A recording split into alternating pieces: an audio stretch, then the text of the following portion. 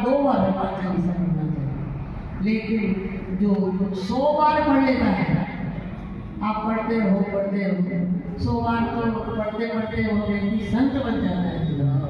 लेकिन हम गृहस्थी और कामकाज में तो केवल 1 बार 2 बार भी पढ़ लिया तो भी हम परमात्मा जी महाराज की कृपा होगी। और जिसने यहाँ अर्जी लगाई है आज तक ऐसा कोई भक्त नहीं, ऐसा कोई परमात्मा का सेवक नहीं जिसकी अर्जी बाबा ने कभी कोई खाली रखी। आज तक जिसने भी इस अर्जी वाले के सामने अपनी पीड़ा को, अपने भाव को, अपनी मनोकामना को, अपने मन की जो भी इच्छा है, क्योंकि संसार जगत में मनुष्य का जीवन है और मनुष्य के जीवन में सुख दुख विपदा और कोई न कोई तृष्णा होती है, तो जिसने भी रखी आज तक ऐसा कोई भक्त नहीं रहा जिसकी कामना पूर्ण नहीं हुई। यह सुंदर कांड आज का एक गुप्ता परिवार ने कराया है और उसी ने भंडारा कराया है।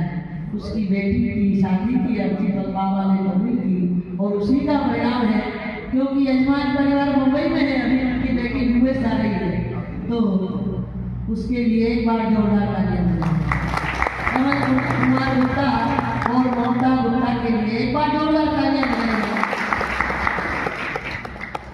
जीवन में एक बात का सदैव ध्यान रखना कि हम जहाँ भी रहें, हमारा भाव यही रहे परमात्मा के श्री चरणों में कि ज़्यादा से ज़्यादा भगवान के चरणों की भक्ति हमें प्राप्त हो, ज़्यादा से ज़्यादा जीवन में, क्योंकि इस कलयुग में भगवान हनुमान जी महाराज ऐसे हैं जो आपके साथ क्षण क्षण है।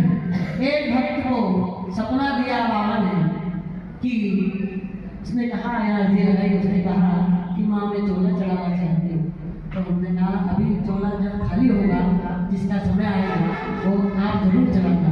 चोले का क्या है, हम बाबा को क्या चोला चढ़ा सकते हैं, हम बाबा को क्या समर्पित कर सकते हैं। हमारे जीवन का चोला बदल जाए, इसलिए बाबा को चोला चढ़ाया जाता है।